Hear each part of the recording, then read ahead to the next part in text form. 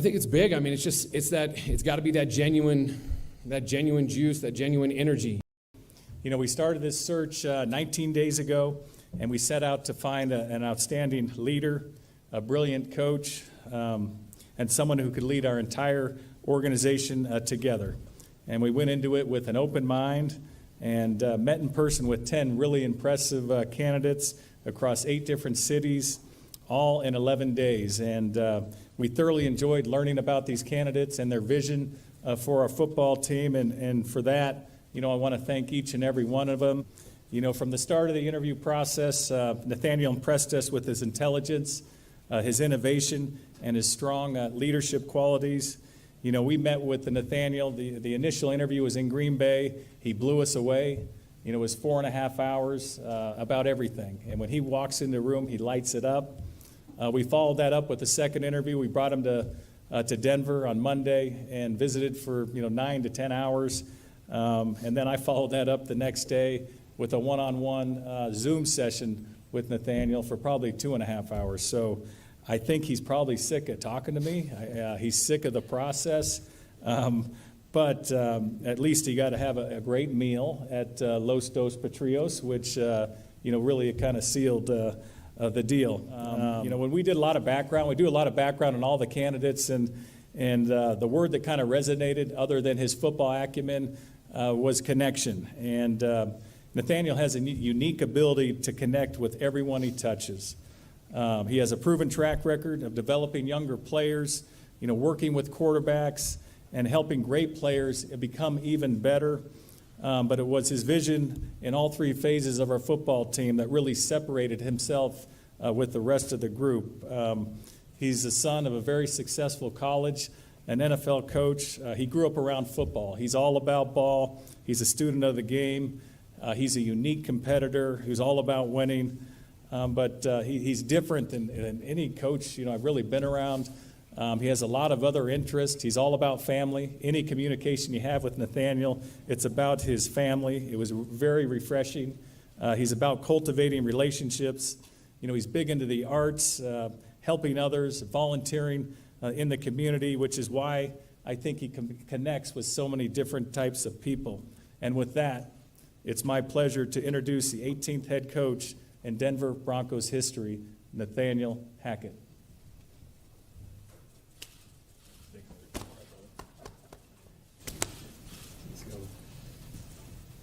Woo.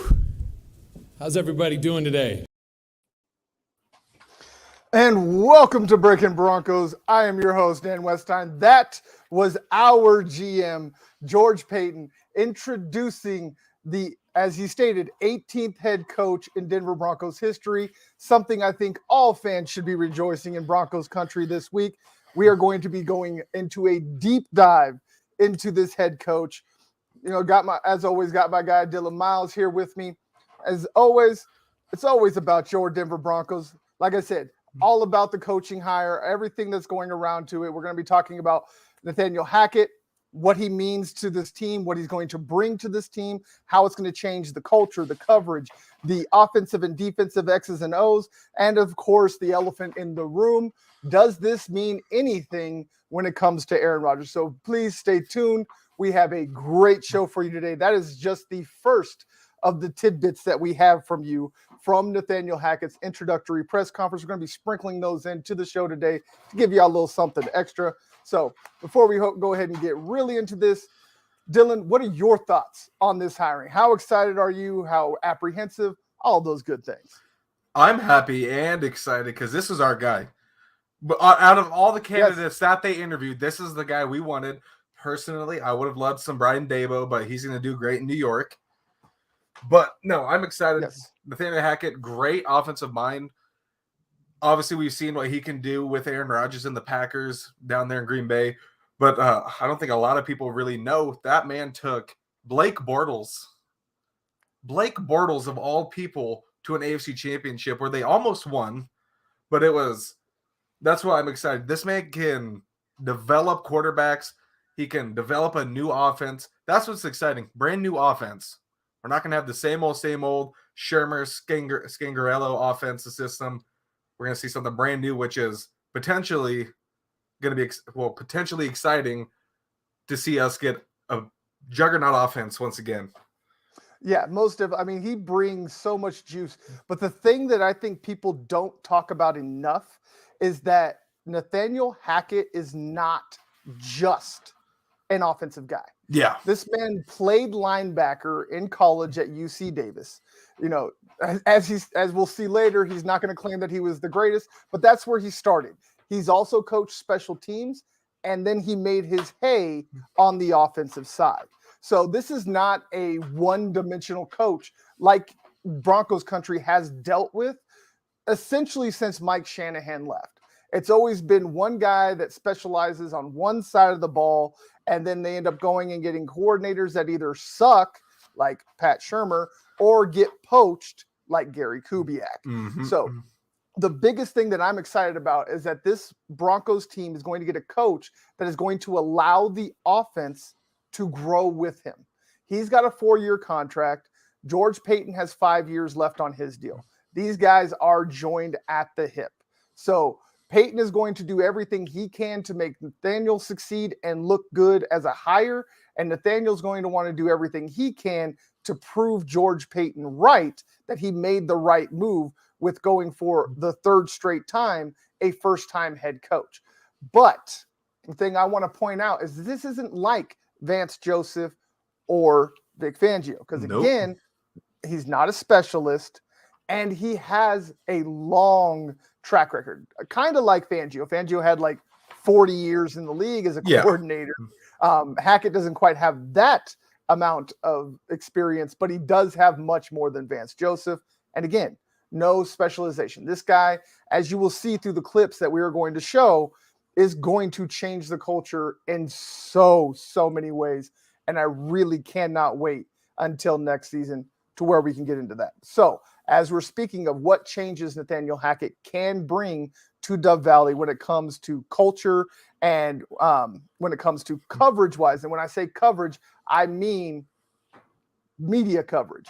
Because as everybody in Broncos country knows, over the last 5 years since the Super Bowl, that coverage has dwindled. Something that, again, that Broncos country is not used to. Broncos country is used to playing on Sunday night, Monday night, Thursday night, Saturday night.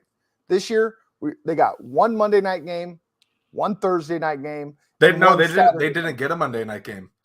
There was no Monday night game. It was Thursday, Sunday, and a Saturday. That Sunday that they got flexed into, and then flexed into a Saturday as well. Saturday, exactly. Which that game was better than the Sunday, but yes, most definitely. But that's the thing, is they got flexed into those. They didn't have those to start the season, which is completely abnormal for Broncos country. So with him coming in, bringing in a fresh perspective, a high-flying offense, which we will discuss that, yes, it's new, but it might not be that new for Broncos country once we break it down and really give you what the schemes and X's and O's are going to be that he's bringing in. The only reason it's really new, though, is because we haven't seen it in so long, right? Right. We haven't seen it in that long. And sorry, go ahead. Right. No, and then I have this video to show exactly why, even though he's bringing in a similar scheme, why it's going to be different. So go ahead and listen to Nathaniel Hackett, who got great questions from one of our favorite insiders, Jeff Legwold. I'll go ahead and roll the tape. This is about analytics, and I'll let the second question, because it's a really fun question. It doesn't have anything to do with football, but I had to. I know which question you're talking about. It's really, really fun. So let's go ahead and roll the tape. So analytics, I think they're awesome. I think that numbers are an amazing thing in this world. I've been very enamored by so many things from when I first started as a quality control. I was a quality control guy for 8 years, and the amount of stuff that we built from reports across the board were awesome. And I think what they do especially as a play caller and anybody that utilizes them, is they're a great baseline. They're great things to show you and help guide you and check what you do. They're a great way to check what you're doing yourself.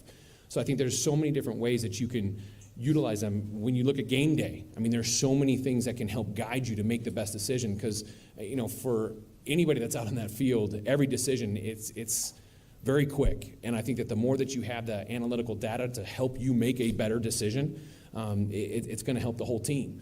And so I think that we'll use that quite a bit, and it's not necessarily going to be the only thing we're going to do, and it's going to be exactly what we're going to do, but we're definitely going to utilize it to help us make great decisions. And second, you're a Star Wars enthusiast. Which character sums up your personality best, and why? Oh, gosh, I did not know I was going to get that one right now. I have always felt myself that I feel like I'm a Han Solo. I just felt like he was always smooth and cool, and he got the beautiful princess too, so sorry, I had to say that. But she's so mad at me right now. But no, I've always loved Han, and God, Yoda, that's almost like picking one of my children. Star Wars is dear to me, so, but no, we'll throw Han out there. Han. I like how he finally corrected himself at the end and said Han. I was about to say that. Solo. But I will give him credit, because that's how he's introduced in the first movie, as Han. Yes, exactly. So I'm not too mad at him, and I do want to correct myself. I do apologize. That was not Jeff Legwold. That was Andrew Mason, another one of the. And I do like Andrew Mason. Yes, yeah, he's another one, but that's another reason why I picked those questions. And I do have some Jeff Legwold questions, so I didn't misspeak that I don't have any. I do have some, but we'll get to those later. But the only way he would have really got more credit for me is if he called it the Falcon, if he mentioned the Falcon. Right, the Falcon. Yep. and the pretty princess that he said his wife. And this is the reason I wanted to keep that in there, because it wasn't just fun or funny. It gave you a little bit of an insight onto this man's personality, who he is, and how he can relate to this new generation of players. This isn't the Bear Bryants and that of the world back in the day where they could just be a drill sergeant. People don't work like that anymore, especially these millionaires that are grown men. Some just got out of college. So you have to find a way to relate. And this man, just from his pop culture references, if you go watch his Mic'd Up where he's talking about Anchorman and things of that nature, like if you would have asked Vic Fangio who Anchorman was, he probably would have been talking about Walter Cronkite. So, yeah. I'm in a glass case of emotion. That's where I'm at right now. Right. I love it. Oh, that escalated quickly. Brett killed the guy. We had a good comment while we were waiting or watching the video. It says, "Hey, Dan and Dylan, how exciting is it to get a new head coach? Broncos country definitely got a winner with this coach." You are going to see from this episode just how excited, because literally the entire episode is about Nathaniel Hackett. So you are going to see throughout. I kind of want to indulge from our text from last night as well during the games. NSFW. Yeah. But yes, we are glad that they picked one, and the first team. Which was funny, because everybody was complaining about the fact that they were taking so long, and they still ended up being the first team. 19 days is short in a head coaching search. That's it, especially when you're going through 10 candidates and logging over 10,000 flyer miles. When the Broncos hired Fangio, I don't think they announced him until March? Right. Yeah. They didn't get until March? No, it was like 9 days after the end of the season. Was it? Okay. Yeah. They only did they did the first round of interviews with a handful of candidates, and then they brought Fangio and Munchak back for second interviews, then hired Fangio as the head coach and got Munchak as the O-line coach. And from what I've heard, I think Munchak is going. That's possible. There's been talks either way. We'll get into that as well. Yeah. Excuse me, when you start talking about candidates, I apologize. Just pulled a Howard Stern, belching in y'all's ear. But Love me it's some not just Howard. about how excited we are. How about you, Broncos country? Let us know in the comments and on the social media feeds. Are you excited? What do you feel that Hackett's going to bring? We're going to give you our perspective, but we would love to hear your perspective as well. So don't I always think the think this biggest is a one-way street. the Go biggest ahead. thing about Hackett coming in is bringing that winning mentality back, right? Fangio really tried to bring it back into it. He did in the players, not in the fans. In the players, he did because they loved Fangio. He was a great guy. He was a good coach to those guys. But what I'm excited for this year is that the offense has somebody that they can put their confidence into, not just the defense. Everybody on the team has somebody they can put their confidence into, especially who they Yes. bring in as DC. From reports I've seen, it was out of Baltimore. Yeah, I there's a believe it couple. was. One out of Baltimore, and then there's a couple other ones. Again, we'll get more Yeah. in depth to who the candidates are later in the show. I want to get more on what exactly what kind of culture is Hackett going to bring in. Well, he is all about family and players. Again, here, take a listen. My dad's a football coach, and being a football coach's kid, it's not cool sometimes. And, be able to stick together and be a family and everything that he's done for me to show me how to be a dad, how to be a husband. I could never thank him enough, let alone all the football stuff. I think it's just he's been so integral in my life, and my mom. I mean, both of them for all the things that we've done. My brother, it's a crazy profession, and we all know that. But when you've got a strong family, and it's beautiful things can happen. Again, I keep mentioning the players, and for me, that's what this game is about. Growing up in a locker room with my father. And all those guys, coaching, it's about the relationships. It's about watching those guys out there excel and showing something special and making Broncos country proud. And that's what we want to do. And that's what I'm going to bring to the table. I want to create this environment where people want to come into this building and work and have fun doing it. But let's make no mistake. It's only fun when you win football games. Oh, See, I clicked look at my this can fool. by accident. You're good. But no, like that gives you an insight that this man he gets it. He understands that a locker room is a family and that the way to make sure that your players toe the line is not to be a disciplinarian, but to be a leader and a father figure. That people are going to run through a wall much more willingly if they love you than if they hate you. Mm-hmm. And what I took away from that, it is tough being a coach's kid, right? You're held to higher expectations. That's the thing is when people see you as a coach's kid, they think, oh, he's just going to get everything he wants. No, you're held to higher expectations. And I kind of have something like that. Well, my dad coached my little league teams, right? But it was like my dad was the superintendent of my high school for a few years. And they was like, oh, he's just going to get away with everything. Not really. No, he's going to know about everything I do. Exactly. Yeah. And I mean, you could ask my son. I've coached his teams. I actually had parents come up to me and they wanted to tell me how much they appreciated the fact that I didn't treat their kids any differently than mine, and that actually I was harder on my kid than I was on anybody else's kid. And he'll tell you the same thing. It's just go get Trey. Where's Trey? Right? We need Trey for a second. But yeah, he could definitely attest that being the son of a coach is not always sunshine and rainbows. That a lot of the times you end up getting the bulk of the flack, even if it was somebody else's fault. Think about a lot of those guys, especially like Kyle Shanahan, right? He was under his dad for a long time in Denver. I love the story. He started off in Denver as holding his dad's headset cord on the sideline all season, every season. And you can see him in those Super Bowl clips where Shanahan's out there when he's talking. You can see Kyle in the back holding his cords. And then he was over there with him in Washington. He didn't give him a straight coordinator job to start. He was sitting there as a position coach, scouting team, and then eventually worked his way to an offensive coordinator job. And it showed that he was good because look where he ended up. He ended up in Atlanta, taking them to a Super Bowl as an OC, and taking a team to a Super Bowl as a head coach in San Francisco. and back to an NFC championship just this past year. That's what's exciting to see these. You know, you have a coach's kid, and, you know, he's probably learned a lot. And that's what we're going to see going into this season. Exactly.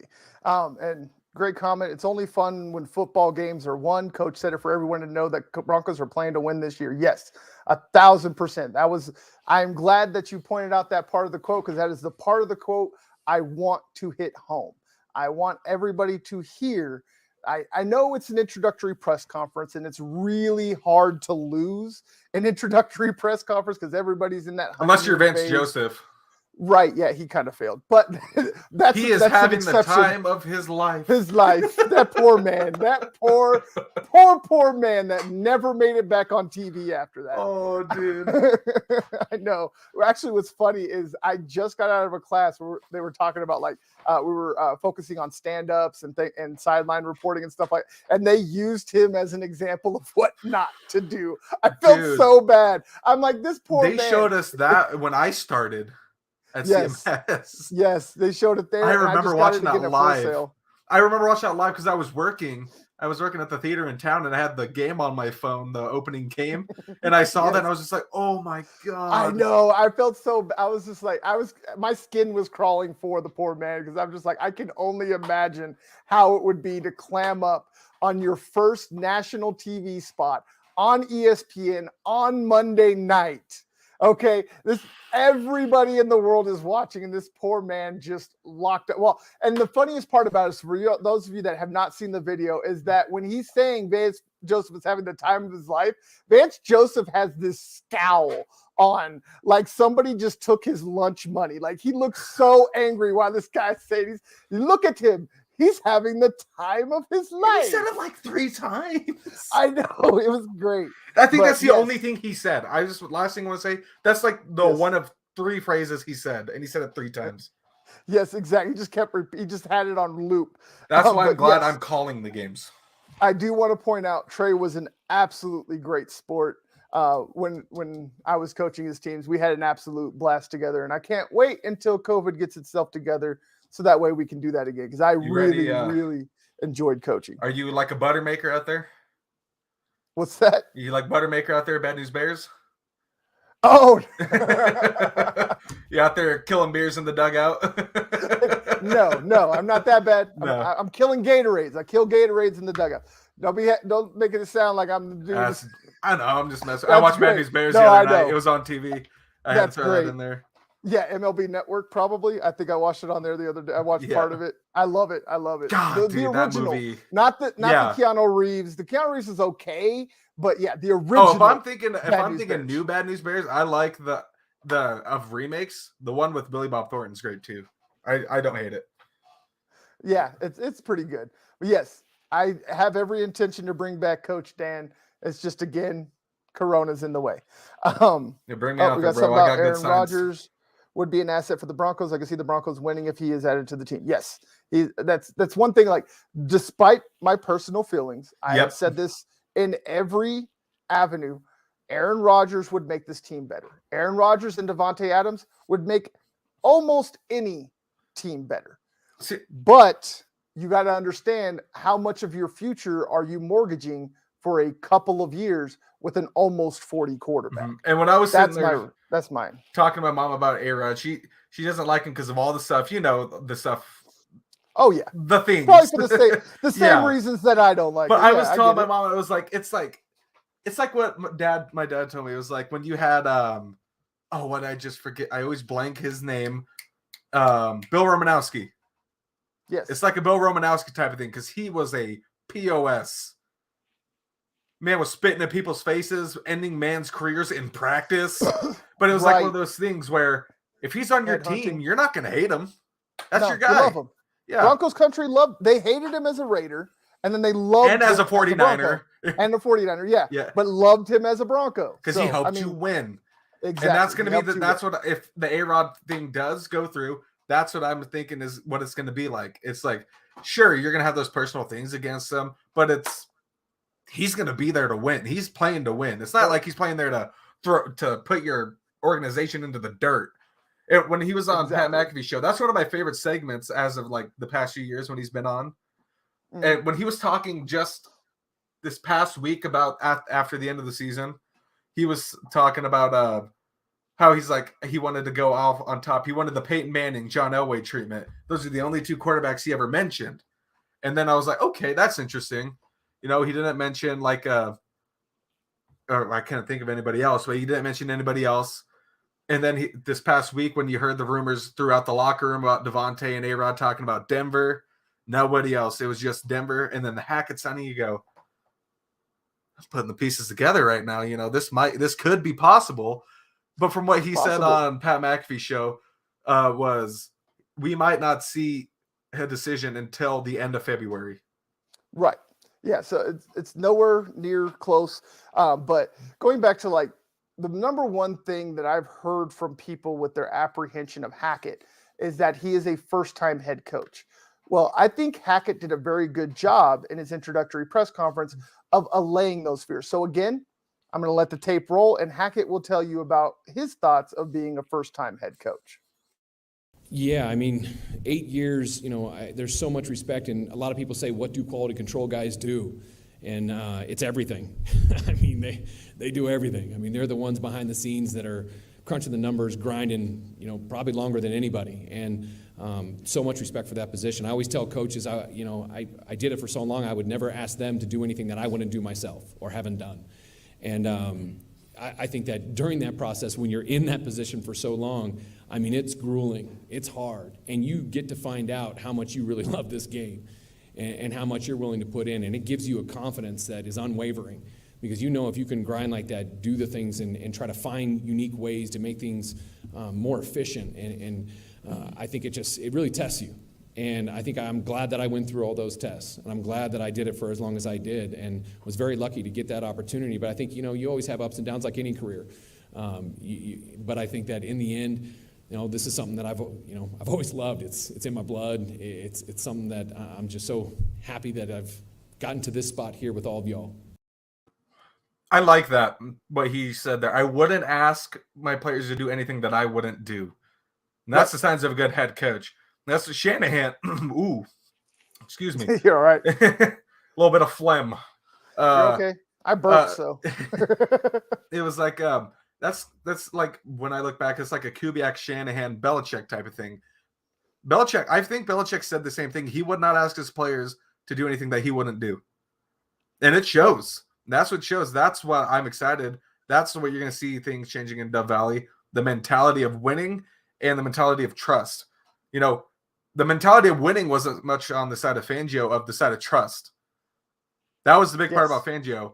And if he could have had both in the mix, we would see him around this year if that went into play this past season. Right. And I love all your points. I just want to add another one. The biggest thing I took away was the fact that this man watched a first-time head coach that calls the plays and learned from him. Like, this is a big thing that I try to teach my kids.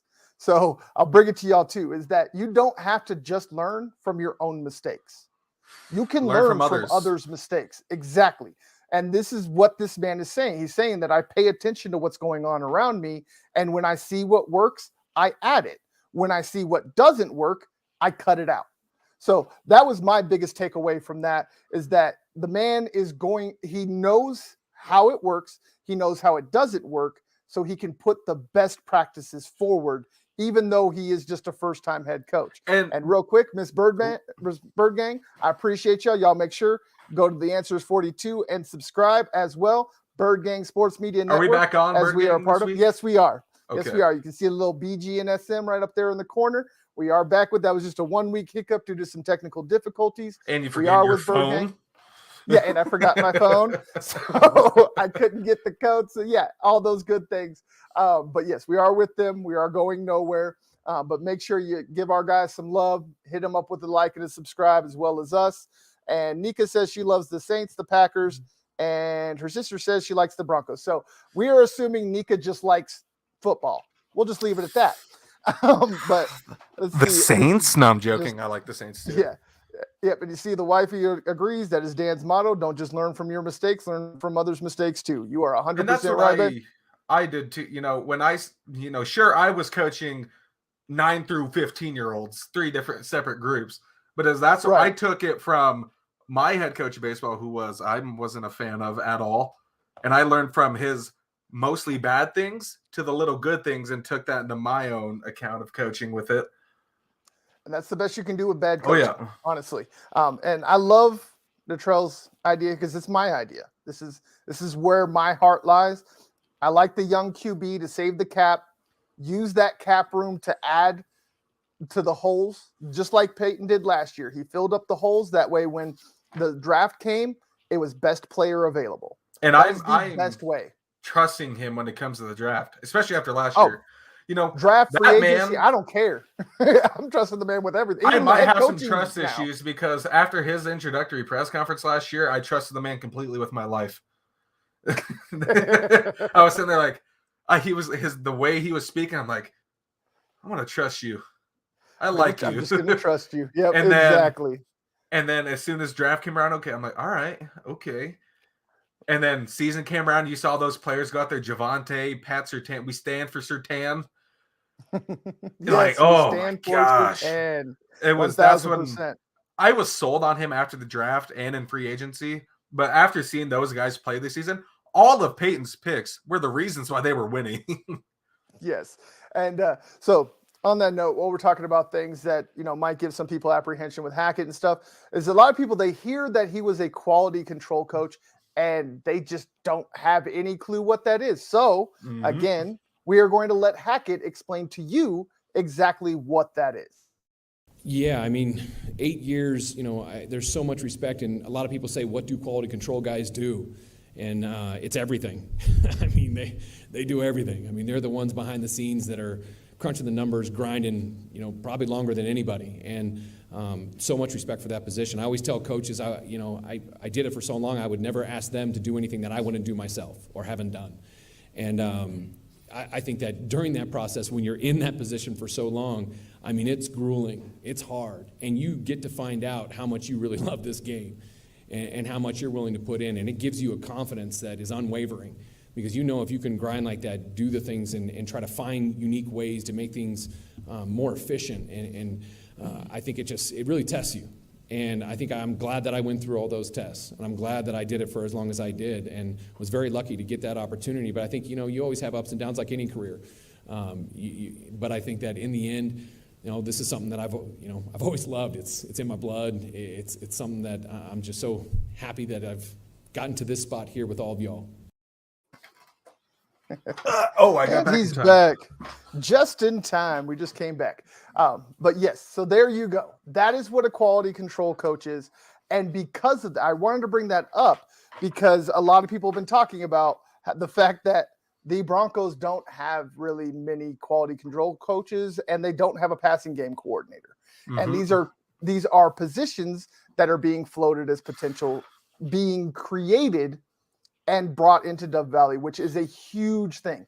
They seem like small roles, but they're essentially the gophers that hold everything together. And that's what Luke Getsy was. One of the people Yes. that the Broncos interviewed was Luke Getsy was a passing coordinator and Yes, the who is now QB coach, passing coordinator. Is he the and OC who for is now the Bears OC now? for the Bears. Yep. Okay, He's the OC for the I forgot Bears. if he ended up there. Yeah, he chose there because that way he gets to call plays. Because Eberflus was hired. He's a defensive specialist. So that's why that happened there. And that's the one thing I'm excited for about Hackett is he's going to be calling the plays on offense. And Yes, we've seen what he can do down there. He called the plays, if I'm not wrong, in Green Bay. Am I right there? No. Was it LaFleur LaFleur? called the plays. LaFleur called Yes. the plays? Okay. LaFleur called the plays. But that's also another exciting thing. Since he didn't get to call the plays, he's saying, I'm going to take the reins over. Yeah. And that's that's the confidence is what is key for me. That's the only stop that he didn't call plays. In Yep. Jacksonville, Buffalo, and Syracuse, he called the plays. So it's not calling plays is not new to him. That's why another thing I want to point out for people that are scared that he's going to call the plays. Again, he just watched a coach do it successfully, and he's called plays before. This isn't an And he's Eric seen a coach do Bieniemy- it unsuccessfully too. Exactly. And this isn't Eric Bieniemy or Byron Leftwich who have never called plays in their entire career. This man has actually had the play sheet, created game plans, and called the plays on Sunday. And that's what's So, got me it's not excited new. about Hackett and I was so excited that they didn't hire Bieniemy because a man that's Yes. never called plays before, I do not want. It's scary. It's scary. And people are saying when they're pulling the race card, which I get, right? I can totally get it there. But the reason I didn't want Bieniemy is because, first off, be a first-time head coach who's never called plays before. Mm-hmm. He has never called a play under Andy Reid, ever. No. I mean, there's been talk that he called plays here and there, but nothing really substantial to make you not worry about it. I mean, look at the success in Kansas City with Andy Reid calling plays. I bet you could find a stat out there, Bieniemy calling plays to success and Andy Reid calling the plays to success. I wonder if Bieniemy called that interception play. Right. That's the thing, is that you really don't know. But speaking of offensive philosophies, again, I want to have the coach tell you what he's bringing to Dove Valley, and we'll explain why it should sound familiar. Okay, so complementary football, I think, I've been very lucky in my career because I played middle linebacker. Not going to say it was very good, but I did get to play middle linebacker, and I was also a long snapper and a short snapper. That was kind of where the start was. Heck, I started coaching linebackers. That was one of my first jobs that I got for a couple days, and then ended up going back to Stanford. But I coached special teams, I coached defense, I coached offense, and now here I am as an offensive coach in front of you all. And I think it's about understanding those intricacies, understanding what a special teams coach really goes through, what a defensive coach goes through. And when it comes to complementary football, it's about understanding what everybody's going through.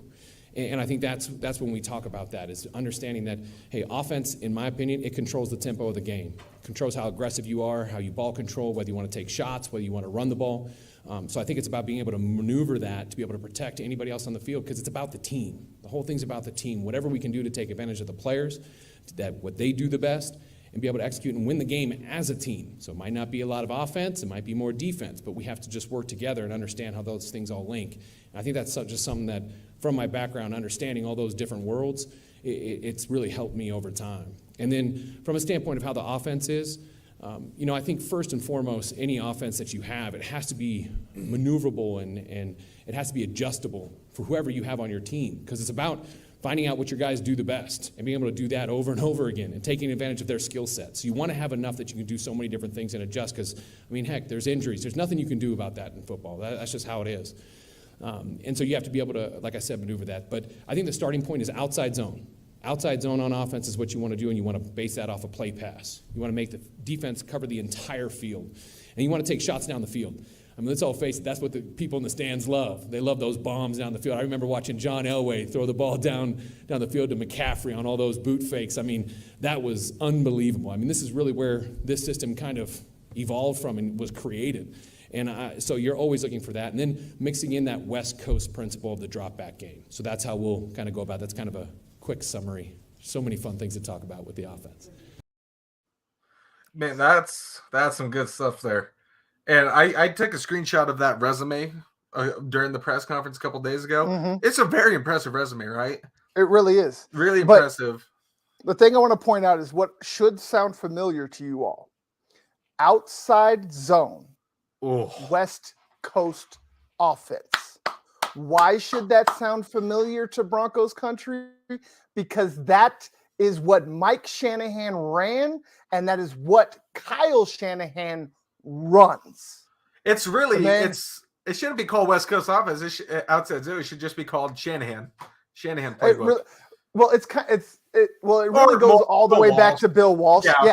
Bill Walsh is where it started. Shanahan came from that tree, and that's where he's the one that took the outside zone and mixed it with the West Coast offense that created the unbelievable running game that it didn't matter who was in the backfield. They were going for 1,000 yards. Because look at those old 49er teams. Oh, go for it. Oh, sorry. No, I just wanted to give some shout outs for some people that are in the stream that I haven't seen before. So I appreciate y'all coming in. They're all from Twitch. I love this, guys. I love it. Broke my stream deck. I appreciate you. Droop Dog with 3 G's. You, my dog. I appreciate you. I don't know how to say this, but for Weeds Kitten, FRW33DS_kitten. Thank you for coming in. Lurkin_Miku. Appreciate you. Nerdy Dreams and Sticks FFXIV. Whatever that is, I don't care. I appreciate y'all. So y'all keep killing the Twitch. I love it. I love it. We got people over in our The Answer is 42 Media Facebook page checking in. We appreciate you. On my personal page, we appreciate you. So y'all keep killing it. While I'm speaking of that, I just was looking over numbers. Y'all have been destroying it, Tay 42 fam. I need to let y'all know how much I love y'all. I've been looking over the videos for January. January, we are rocking, y'all. We have had the largest viewership and the most engagements ever since we started this in January with no football. Yeah, right. And we started this back. I joined on the Breakin Broncos back in week 3 in September, week 3, Yes. week 4, one of the two. Yep. It's been Yeah, wow. I'm saying, It's like, been that long. Yeah, we are in episode 17. Of the reboot, because I mean I did have a couple of episodes before I brought Dylan on that we will not speak of. But The solo cast. Yeah, the solo cast. But ever since we've been here with Devin, this is episode number 17 in a row. We've been killing it, and it's been getting better every single week. We have yet to dip in viewership. We have only gone up. So that is all 1,000% thanks to the Tay 42 fam. So great on y'all. Y'all are epic. We love y'all. Keep it up. But yes, we had some great things here. Natrell posted up about she's excited for the draft and can't wait to do a pre and post show. I actually have a little something better for you, and I want to pitch it to my partner right here on live, right for y'all. Exclusive content. Yes, it is. I want to do a full reaction show. I want to do the whole damn draft, all 3 days, every single pick. You with me? I think I might be able to fit that in. Hell yeah. We'll have then to there figure it is. Whatever I have We'll going on in the figure it out. future. We'll figure it out. Right. I mean, it's a ways, but Oh, yeah. I think it's going to be epic. So yes, there you guys go. I mean, I'm with high planes until March as of that I know of right now. Gotcha. Well, like I said, we'll figure it out. But yeah, instead of just a pre and a post show and just talking about the Broncos, we are going to do the whole damn draft, all 7 rounds, all 3 days, all like 17 hours worth of coverage. Because this draft is going to be very interesting because it's not going to be a year of a quarterback. It's going to be a year of skill players, position players. Right. We're going to see a lot of O-linemen going out.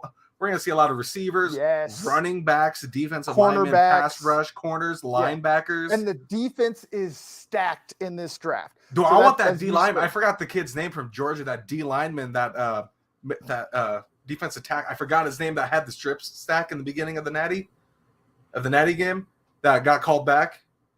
Oh, yes. I forgot his name, but I know he will drop that far to the Broncos, and I would love to see him be taken. He could. Oh, he will definitely drop to at least 9. But again, I mean, that's the thing that's so intriguing about this draft is we don't know if the Broncos are going to pick at 9.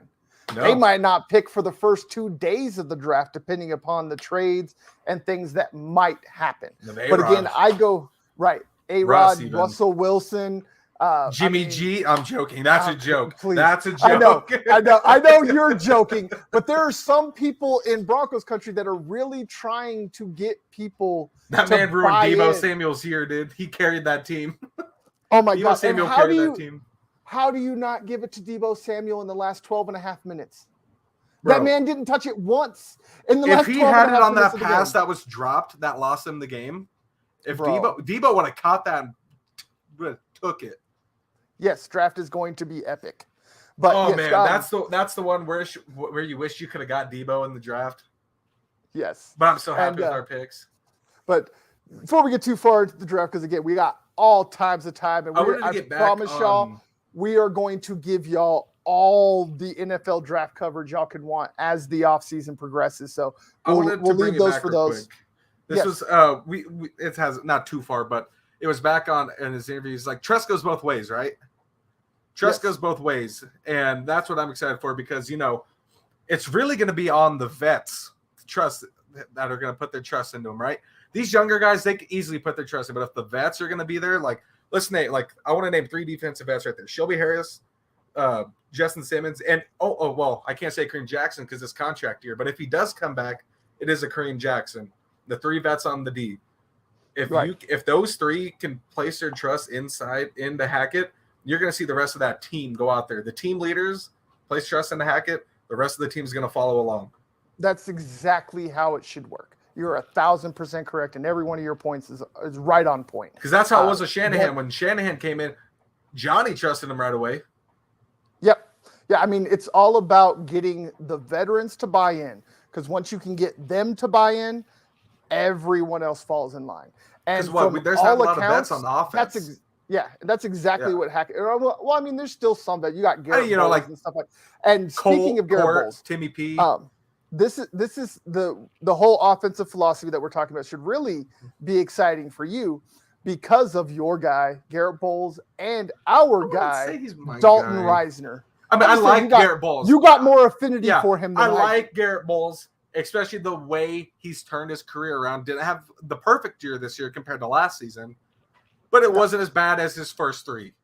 But I do believe, again, that has a lot to do with scheme. And that's why this should be exciting, because this is the scheme that man and Dalton Reisner were drafted for. This is the Dalton exact Reisner ran it at K-State. That it exemplifies their athleticism. And it should also help Lloyd Cushenberry, who came out of an outside zone West Coast type offense down in LSU. And then was thrust into a power scheme, which was completely out of his capability because he's not a big center. He's a smaller, more athletic center. So, and really the only offensive lineman that this is bad for is Natani Moody and probably Quinn Miners. Miners, I'd have to see more of his athleticism. From the small tidbits we've seen, he looks like he might be athletic enough. He is just great at running people over. Right. But in a zone scheme, it's not about running people over. It's about getting people moving laterally and then just kind of pushing them in that way. So that's why you never saw a Shanahan or either Mike or Kyle draft an offensive lineman high, because their type of offensive lineman gets drafted low. They're the ones that are overlooked. They're the undersized guys, the ones that might not put up the biggest number in the bench press, but they have a really high RAS score. So for those of you that haven't been around and don't know what the RAS score is, it's something that I talk about a lot. It's one of my favorite stats in the world when it comes to prospects. What it does is it takes all of their measurables from the combine, like the short cone drill, the shuttle drill, the 40 time and all that. And then it takes their size into account and compares them essentially to other people their size. And it puts them on a scale of 0 to 10, 10 being the best, 0 being the worst of how athletic they are. It's about the most layman way I could break that down. Yeah. And when I'm looking at, like, a lot of people don't really get to see the athleticism of Dalton Reisner and Garrett Bowles. Those guys are athletes. Yes. They may be big, but they can move. Like watching Garrett Bowles on a screen, him on a screen, the man he's quick for an O lineman, and he can hit. And a lot of people don't really get to know about Dalton Reisner, though, because I got to see that guy play in high school. The man was the biggest guy out there, and he was still able to just move. There's only one guy that was bigger than him, but he couldn't move like him, and it was Ryan Krogman. Yeah. The man was a monster. He had the second fastest 40 time of offensive linemen when he came out in the combine. So that right there should tell you, that should tell you just how athletic he is. We got to see tidbits of him with Denver, like throwing Philip Lindsay in the end zone. That was great. Right. To give an example that just recently happened to let y'all know why athleticism of a tackle and guard are important in the West Coast and outside zone scheme, you just have to go back and look at the highlight reels of Trent Williams over the last 2 weeks of him pulling my God, all the way from the left side, all the way around to lead block on an outside. That should not happen. Dude. No, Trent Williams is a monster. Yeah, and he's even bigger than Bowl. Like he's like 340, 350 pounds and like 6'8". He's like he's like the offense version of BJ Raji, dude. Yes, exactly. He's that dancing bear, as I like to call him. You know, never forget BJ Raji's pick six, or as they called it, right? Snack six. Yeah, snack six, yes. The freezer. Again, talking about Hackett and his journey and things, I would also like to show y'all Hackett breaking down his journey to, again, give you his bona fides, and maybe alleviate you of some of the trepidations you might have had going forward. So again, here's Coach Hackett. John Elway, I really want that jersey, please. I'm not joking. But just this whole organization has been unbelievable. And then my journey to the man that you see today. I mean, from UC Davis, Mark Johnson, Fred Art, dang, Aggie pride, y'all. It was a great time being there. To my experience at Stanford, where I got to meet my wife. You look at going to Tampa, being with Richard Mann, one of the best ever, Joey Galloway, those guys that mean so much to me, Ike Hilliard, the players, because it's about the players, y'all. And it's like, that's what makes these things special. And all the people that have affected me has made me the man that I am. I mean, you go all the way to Buffalo with Alex Van Pelt, Fred Jackson, E. Wood, Robert Woods, Lee Smith, so many guys that mean so much to me. You look at the experience at Syracuse when Doug Marrone gives this quality control guy a chance to be a coordinator. I mean, who would have thought? And we were able to get to Syracuse and do some great things with Alec Lemon, Ryan Nassib, Justin Pugh, just these guys that are just great people. And then you are all of a sudden back at Buffalo, going to Jacksonville. I mean, that 2017 season was unbelievable. And it was about those guys working together and believing in each other. And I thought that was one of the most beautiful things I'd ever seen, especially when nobody expects you to do anything, and then you rally together as one and as a group and are able to do something special. That the fact that I got to be part of that and be there with those guys and watch them execute and be who they are, I mean, it was unbelievable. I mean, that experience there. And then you go to the Green Bay Packers. I mean, I'm telling you, the Green Bay Packers, what a great organization. Amazing place to be. Amazing people. I mean, the people I got to work with, Matt LaFleur, I mean, I will thank him forever. I'm going to make a run at being the sexiest coach in the NFL against him. I mean, the things that he taught me, the things that he allowed me to do, the person he let me be, and the staff that we got to hire. And I realized how important a great staff is, because a great staff and the group that you're going to be with, I mean, it's the foundation, the people you work with every day, like George. I mean, that's what this whole thing's about. Everybody, the PR people, anybody that's here, all you guys, because it takes all of us to make a great organization. And that's what the Green Bay Packers were, and that's what we're going to do here. What really I found funny is a lot of people, that joke flew right over their heads about beating them for the sexiest coach in the league. I know. You should. A lot of people thought that was so stupid, bro. I'm like, dude, it's sarcasm. How did that fly right over your head? Right. It's because LaFleur just got voted. It was funny when I was cutting this video up.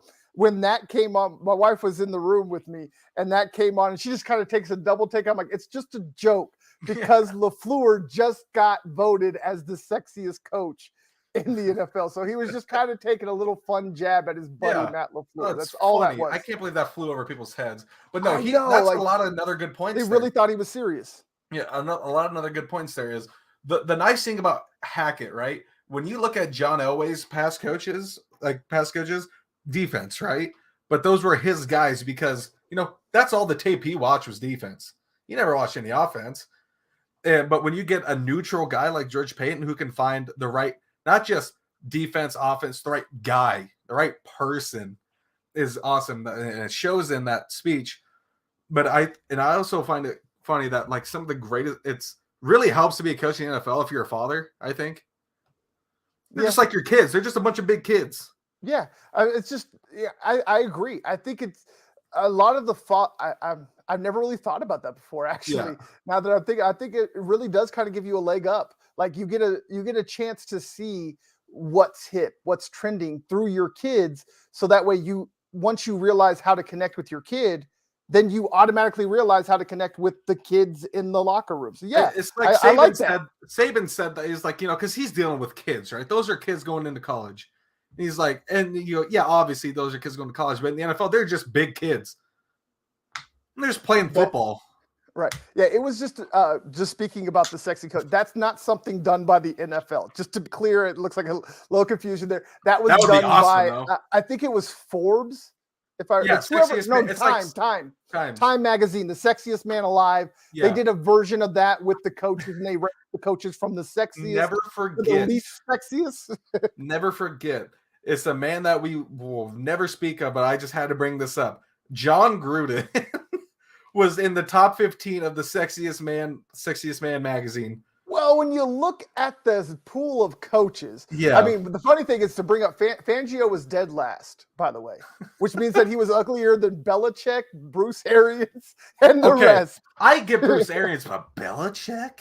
I know, but I mean, Fangio kind of looks like an Italian gremlin. I'm I not trying to be. I love Fangio. I'm just saying, brother. I'm just. I would saying. have thought Seven Stefanski would have won that. I think he was like 2. I think it was like LaFleur, Stefanski. Like they went 1 and 2. Like that was right there.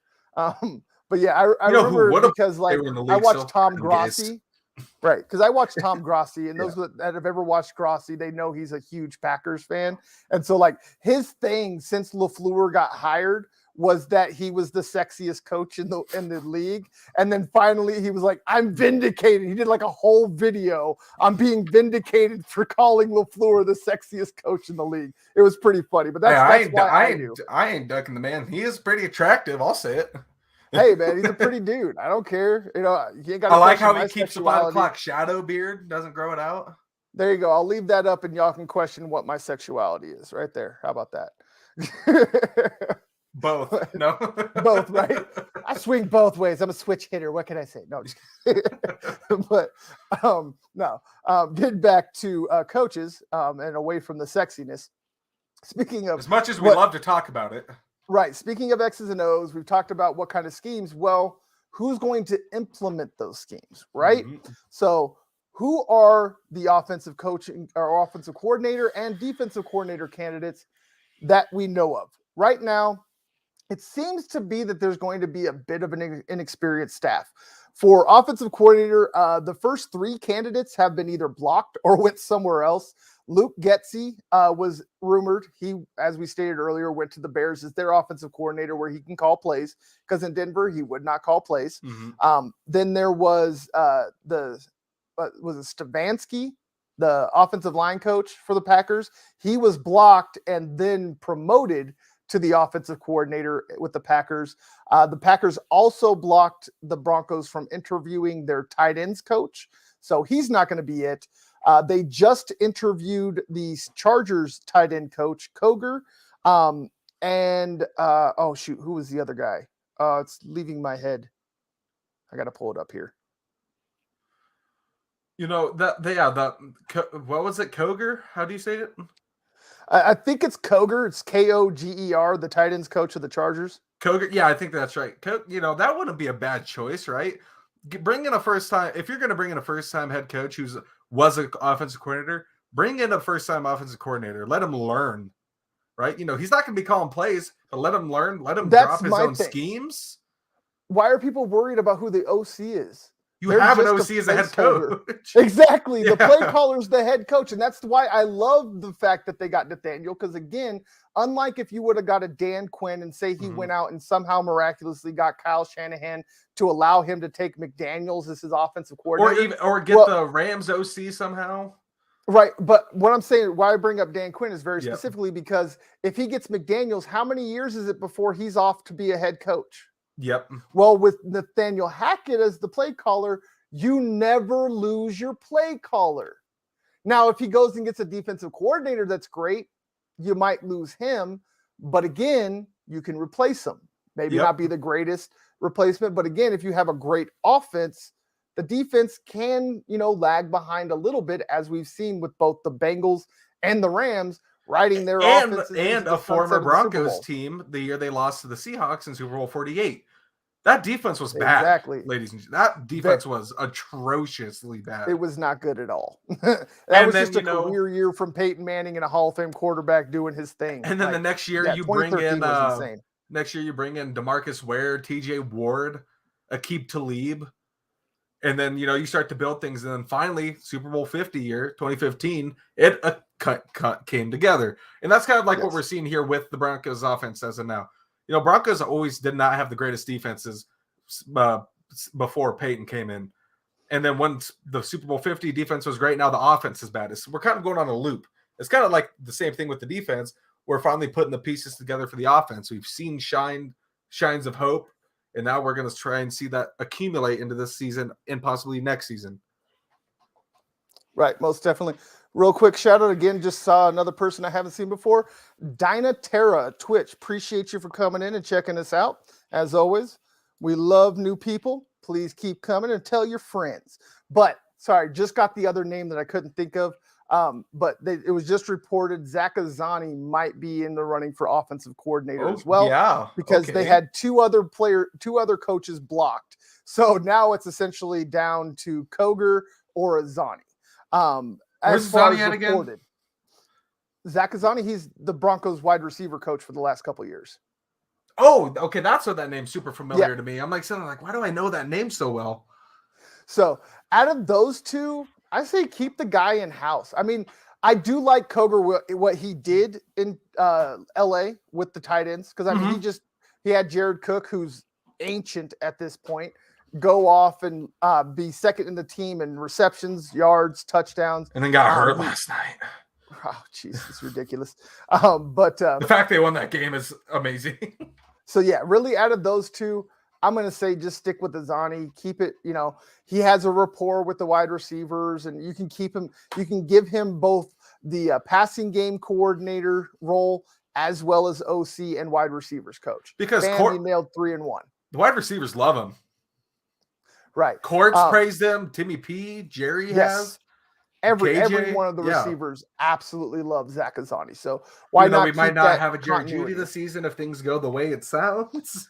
It's possible, Jerry Jeudy might get in. Again, we'll get into that once we start talking about Rodgers here at the end. But real quick, the ones that I'm excited about, because again, we already know the offensive philosophy that's going to come in.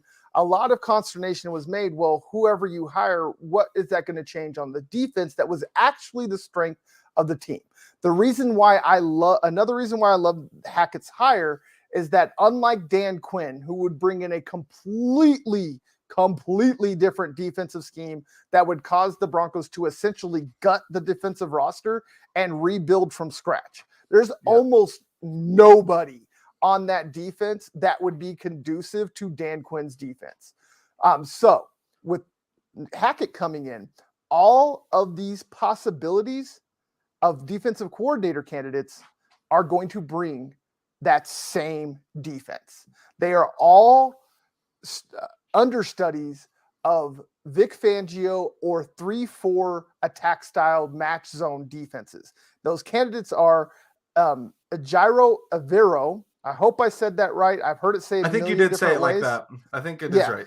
He is the passing game coordinator, secondary coach for the Los Angeles Rams.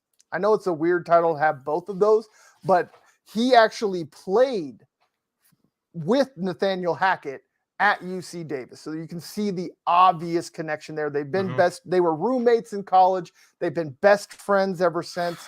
And so, I would love to see, I love the fact that he studied under Vic Fangio and Brandon Staley and Wade Phillips. This man has had the tutoring of the masters. Like the three best defensive minds. Exactly, that we know of today. And he's been under all three of them. So he's my favorite, but there is an in-house candidate, Christian Parker, the secondary coach, the man that was able to take that secondary that was decimated this year and still pump out an above average secondary, stopping even players like Mahomes with guys like Michael Ojemudia, Nate Hairston, and things and guys of that nature. So man, I wish they would just look into Wade Phillips. Oh, hold on. I don't know. I wish they could look into Wade Phillips a bit. We never know if they will, but I would like to see. There has been some possible reports. There's nothing been guaranteed, or this is why I don't really want to talk about it too much. There's been some whispers. I don't have anything definitive or that I can confirm. So again, this is pure speculation. So nobody take this with anything other than a grain of salt. Is that there has been possible talks of bringing in Wade Phillips because of the inexperience of every other coach on the roster. Yep. But there's another candidate that's got me a little bit intrigued, which is Gerard Mayo, linebackers coach of New England, who they just interviewed for the head coach position. Yeah. But a lot like we just talked about with Mike Munchak on the last round, he was brought in and then brought in as a position coach. Well, this would be not just a position coach move for Gerard Mayo. It would be upgrade, promotion There we go. That's what I was looking for. He'd go from linebackers coach in New England to defensive coordinator, who again, Gerard Mayo has been played under and then was a student under Bill Belichick, again, one of the best defensive coaches in the game that ran mostly a 3-4 scheme. So those candidates all, and I'm sorry, Anthony Weaver, the one you mentioned earlier from the Baltimore Ravens. Yep, Another Weaver, guy. that was his name. Yeah, he's steeped in the 3-4 attack style defense. So any one of these candidates would be a perfect match to the roster. Yeah. They all run the same type of scheme that Fangio ran. They'd obviously have their own little wrinkles because they're their own men. But it would not cost the Broncos anything when it comes to having to take anybody from the roster and then rebuild a defense that already has pretty much all the pieces as long as you bring in the right scheme.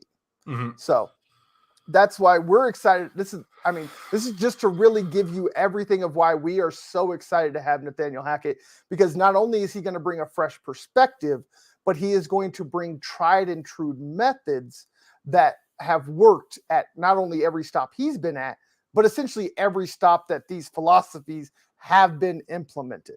And I think I kind of said it a bit earlier, but I didn't really get to say much into it. The nice thing is that this is George Payton's guy. This isn't a John Elway guy.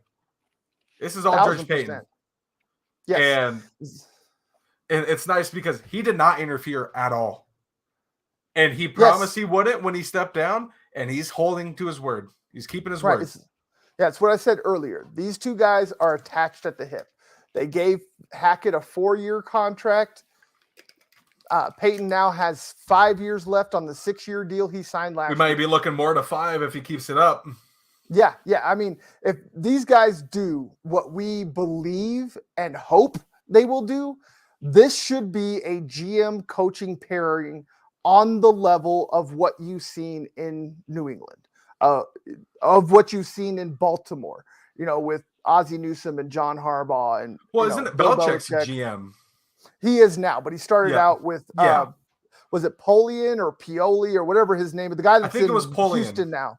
Yeah, Polian. There you go. Bill Polian. That's where, he started, he started there with him, and then he ended up taking over after they had a bit of a power struggle. But again, it's, just the comparison of how long, those things can happen when you get the right guys at the right age. Comparison, I guess. Good. It was good for the season. We'll say a John Elway, Gary Kubiak. Yeah. Or actually, even this one just hit me. Colbert and both Cowher and Tomlin. Oh yeah. He's just stepping down. He will be stepping down after the draft. Of a career. Yeah, he did. I mean, he was in Pittsburgh for like almost 30 years as he was GM. There for most of those. For every Super Bowl after 1980, he was a part of. Every Super Bowl they won, he created after 1980. So, So that tells you what, the possibilities of what this tandem of Payton and Hackett can do, especially if they can hit the third part of that triumvirate that was in New England for so long, which is finding their quarterback. So speaking of the quarterback and coaching situations, I have one more video here for you. If I can find it anyways. Where'd you go, guy? QB. Oh, here we go. Sorry. All right. This is Hackett on the QB and coaching situations here in Dove Valley. I think right now, just getting here on this day, I think there's so many things that we're going to talk about. I think we've discussed all kinds of different things, and I think now that this whole thing is official, and I'm so excited to sit down and go through it all, from the entire staff, from everything. So those are all things, the quarterback position, all that stuff. We're going to sit down. I mean, George is a great guy to talk to, and I imagine we'll talk for a long time about everything. So, and we're back here without Dylan for a second. He'll be back. There he goes. All right. But with that being said, you've seen, he has not made any decisions. For all these people that are consternating about, he's immediately going to go get Aaron Rodgers. He just told you right there. I have not been here long enough to determine who needs to say, who needs to go, whether or not we have the quarterback on the roster. So this is why I want to bring this up, is I want to cool everybody's heels. Hackett's hiring means nothing absolutely nothing when it comes to whether or not the Broncos are going to go after Aaron Rodgers.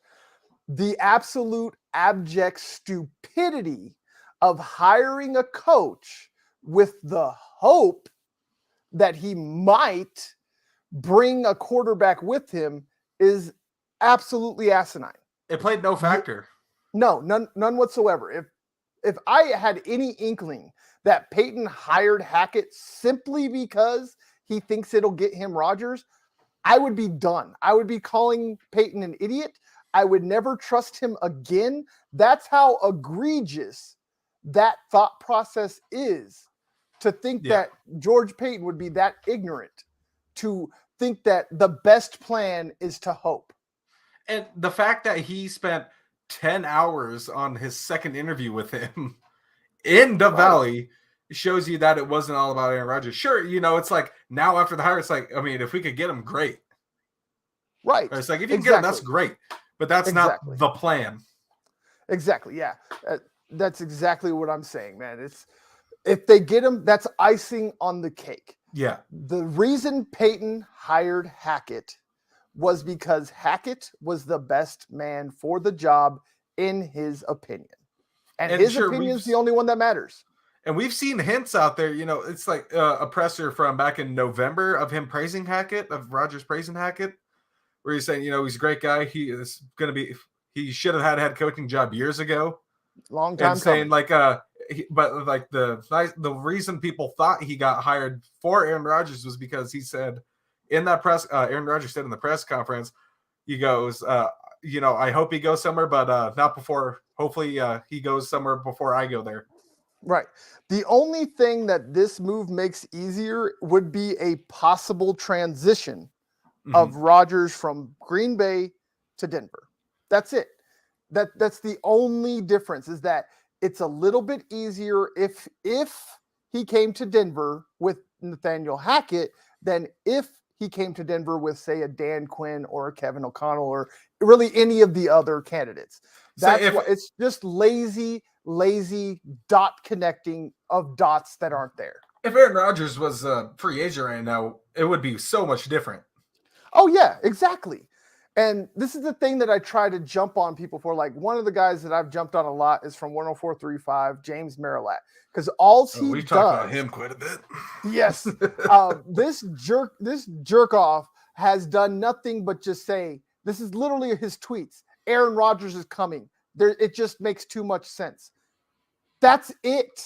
There's no context. There's no telling.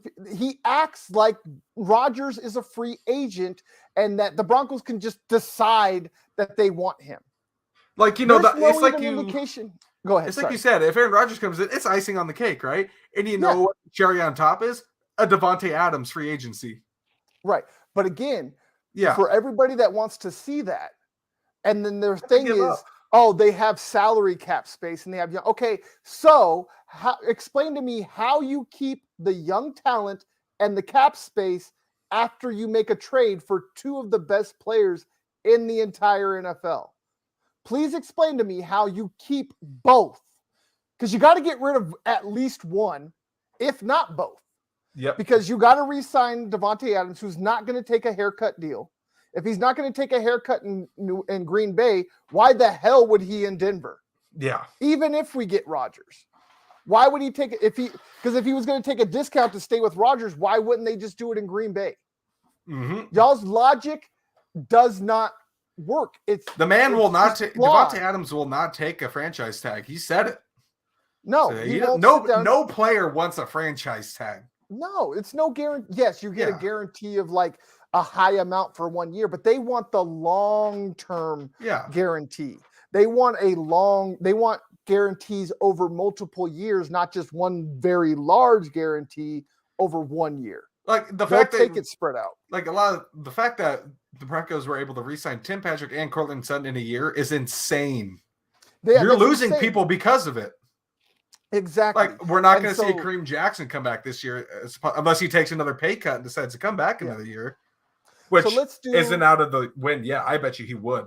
He wants to be in Denver. Sorry. No, 1,000. No, you're good. I just want to Yeah. do a quick exercise. Okay, let's pretend that the trade happens. The Broncos, the Packers end up tagging Devontae Adams, and they trade both Aaron Rodgers and Devontae Adams to the Broncos.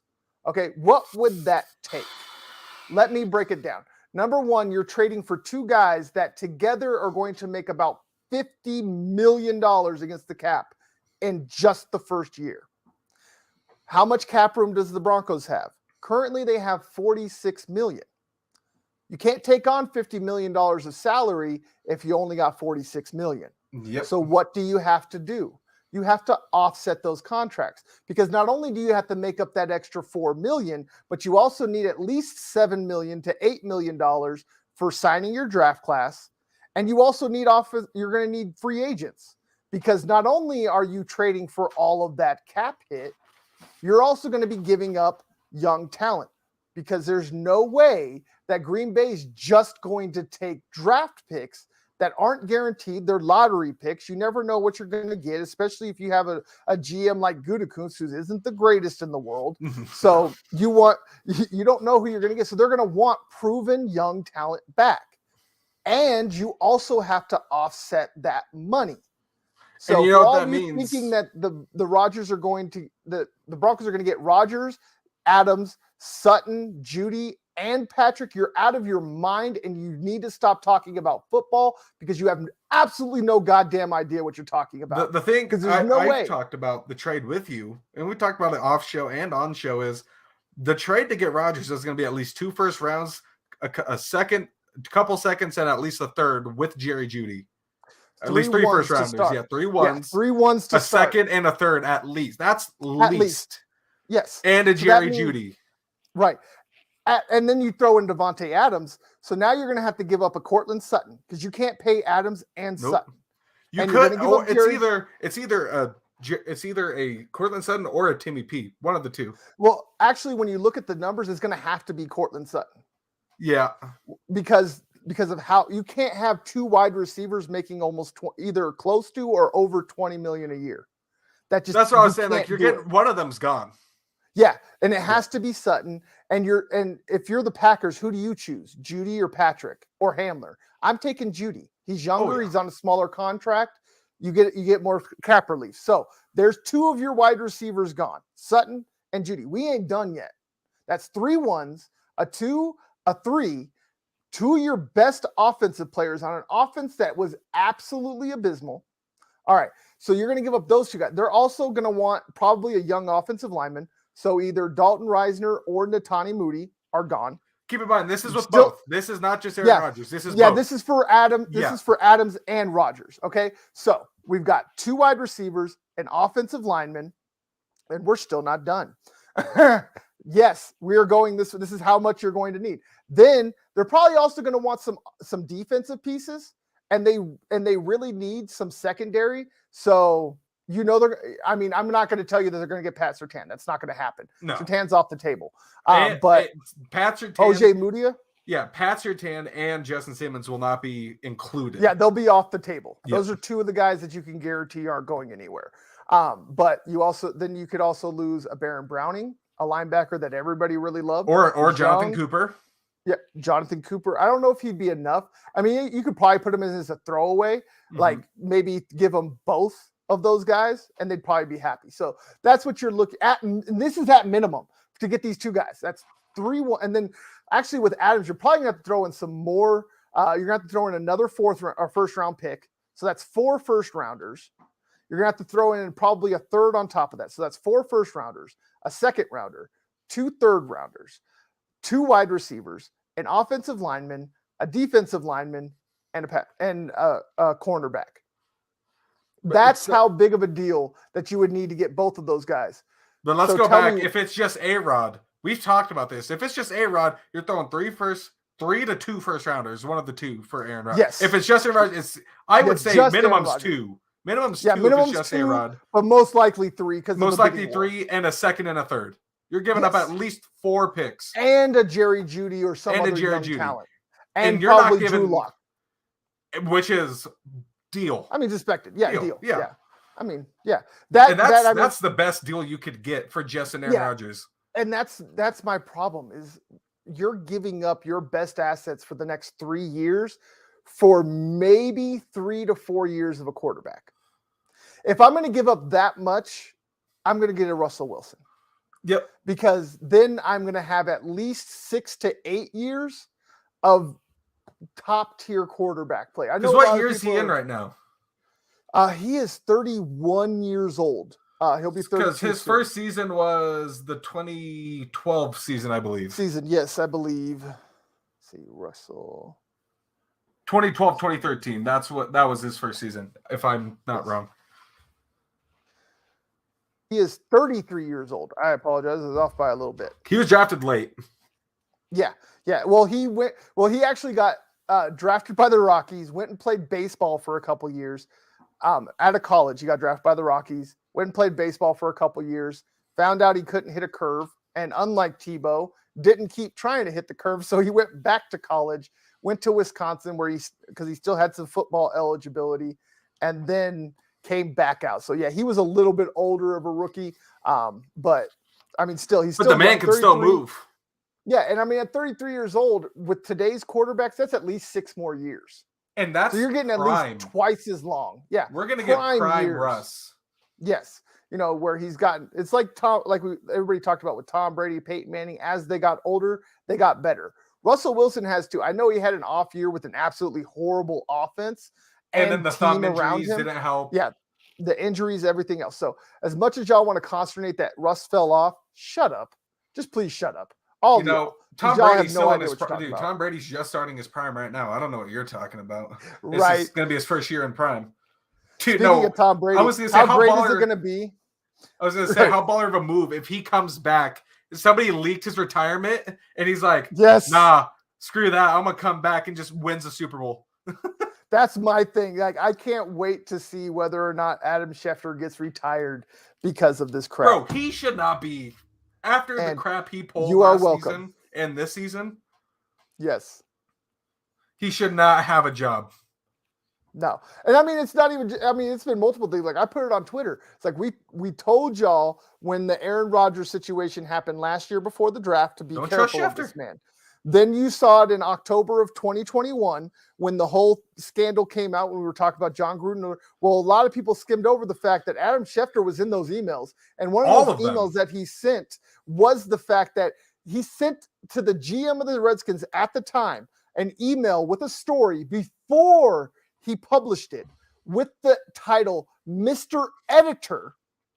And then in the body of the email said, let me know if there's anything you would like to add, remove, or tweak before publishing. That is not the old journalism. Washington racial slurs. Yes. That is not, that broke every rule of journalism that has ever been created. That's what I've always followed. Has zero integrity. I follow Schefter on Twitter just to see what the crap he's going to post, right? But I'm not believing anything I say until I see a Rappaport post something. Yes. Or Jeff Legwold. Mason, Jeff Legwold, exactly. Like we don't say these just because like these are our friends or we have a personal relationship. We don't. Like I've emailed Jeff Legwold a couple of times. I met him once. We've met him. That's it. Trusted we're Les not Shapiro, biased. God rest his soul, rest in peace. Yes, I was just talking about that. About a back and forth that me and him had a couple of weeks before he died, on Twitter. Like it was an amicable back and forth. It was about the OT rules, but yeah, it's kind of sad that I know that. Do you want to go over some OT rules real quick? Well, what do you want to see OT go? I don't want to keep it the same. Yeah, I don't want anything done. I'm good. I don't need any changes. I would say the only thing I would like to see. I'm not saying it will ever happen. I think it would be interesting. Just play one more full quarter. Why not throw it in there? But I'm okay with overtime rules, though. That might be the best idea I've heard. Just some of the retardation, like turning it into a 7-on-7 game. Like I get the problem with making it another game is because not even full 15, like a 10-minute quarter. Right. But the thing is, like people got to understand that TV matters in football. Okay. Mm-hmm. When TV blocks off a time period for football, yes, it's a money-making time period, but they have other things that they need to broadcast. They have other obligations and shows. promises that they've made. They've got, ads they got to run, things of that nature. So when a game goes into overtime, the reason they call it free football is because it's free for us, but it costs them money.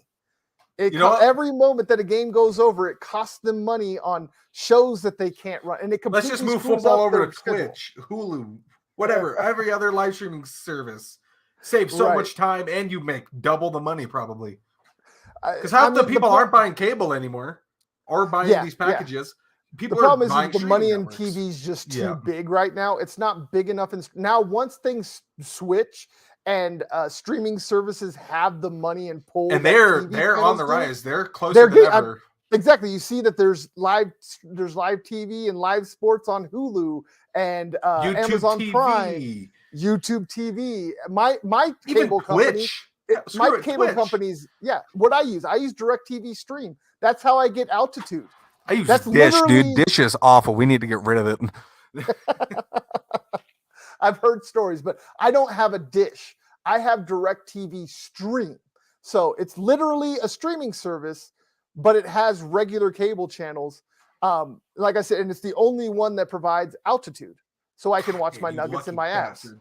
Hey, I'm not lucky. I pay for it. You can get it, dude. I know. I told my parents, but literally they want to finish their Dish contract before we go over to that. Well, yeah, because there's an ETF. Yeah. Yeah, I get that. Yeah, most definitely. Wait till the ETF's over. Well, and my dad also has. My dad Right. has Comcast at his apartment down there for work, so we're able to get some Nuggets games sometimes. Right, but that's the national only TV way. games. And we get national TV here, but we on Dish we haven't been able to watch Sunday Night Football since week 7. They took NBC off. That's what I was about to say. Like, so because I told you all about that. Wow. Because we have to hook my dad's laptop to the TV to use the Comcast website to watch Sunday Night Football, and that's how we have to watch the Super Bowl. That's how we have to watch the Super Bowl. I mean, I have Peacock. Man. I have that's Peacock. right, because it's on NBC. Oh, Jesus. Hey, I'm glad it's on NBC. I want Al Michaels to have one more Super Bowl before he goes out. Oh, even though after the Rams Bucks game, dude, he could not hide his disappointment and anger that Tom Brady lost. Yes, 1,000. He was not happy. I think he was hoping he got a Brady Super Bowl for his last one. Hey, you get an even better Super Bowl. You get 2 gunslingers, a vet, Stafford and Burrow. You get How is it any better than that? Two first-time Super Bowl quarterbacks, and one of them's a vet. One of them's in his second season. Right. You got the old guard and the new guard. You got the old gunslinger and the new gunslinger. Like, this should be on par with that Monday night game of the Chiefs and the Rams. Like, dude, that game I was see awesome. this as being a shootout. Like, this is going to be the highest scoring Super Bowl in Super Bowl history. What is the highest scoring minus the blowouts? Like, closest highest scoring. God, I want to say it was the Philadelphia Patriots New England game. Yeah, I think it was. I want to say it was. Because when did that end? It ended 42 to 30 something? Yeah, it was some crazy number. No, actually, the highest Super Bowl, which took place on Super Bowl XXIX on January 29th, 1995, was the highest scoring Super Bowl in NFL history. The game featured the San Francisco 49ers and the formerly named San Diego Chargers. That's right. That was a close. Yep. That was close for most of the game. That was Dan Fouts. Blew him out. Yeah, that was the end of Dan Fouts' career. I believe, and that was Steve Young's first Super Bowl as a starter. That was his only Super Bowl. The only Super Bowl, yeah. Well, his first and only Super Bowl as a starter. Yep. Because he had the 2 rings before. That was the famous "Get the monkey off my back." That's the Super Bowl that NFL film soundbite came from. Was whenever you see Steve Young talking about "Get the monkey off my back," that's the Super Bowl that he's talking about. Proved it. That But yes, I think we've done. Memory. I want to bring something up. We got the past 3 days. We had I had 2 memories pop up on Twitter and Facebook. Everything from the Broncos, Super Bowl 32 and 33. Yep, exactly. Yeah, but this is why I said that I feel your pain. Wife put it in the chat. I can reminisce about those days in Florida, hooking up the laptop to the TV to watch sports. I mean, I had to do it before, I was in Florida, right? guys. Right? I love Denver sports. So the only way that I got to watch anything Denver sports was either they were playing a Florida team or I was hijacking it off of a stream. So, yeah, for 15 years, that's how I'm I not watched proud of the sports. websites I had to find on the internet to go and get Me games. either, including the time that we were about to watch a Broncos game and an advertisement came up talking about, are you a boy or are you a girl? And like went through my sound system and everything. I'm like, whoa, what? I'm good. I'm like, I don't want to answer. That is a really creepy question for you to ask. But I'm we a also have refrigerator. That's what I identify as. Vom Red. I'm not sure what that means, but thank you. Oh wait, I appreciate could you. probably read Keep that. That coming. was Russian. No, I'm joking. Yes. Go No, for it. I'm not gonna get in trouble for trying. no, but again, we appreciate y'all. Y'all have been great. Keep up the engagement. Keep up the views. Like I said, y'all have been This was a long absolutely one. epic in January. It was long. We got to exactly an hour and a half, but I think we fit in. We got 9 seconds. Hurry. But no, again, for the Answers 42 Media Network, Bird Gang Sports Media Network, make sure you like, you subscribe, you do all those great things, hit all the buttons. We love y'all. Thank y'all again for the Answers 42 Media Network, Breakin' Broncos podcast. I am your host, Dan Wetstein. That's my guy, Dylan Miles. And don't question the blue. We out. You can if you want, but it's up to you.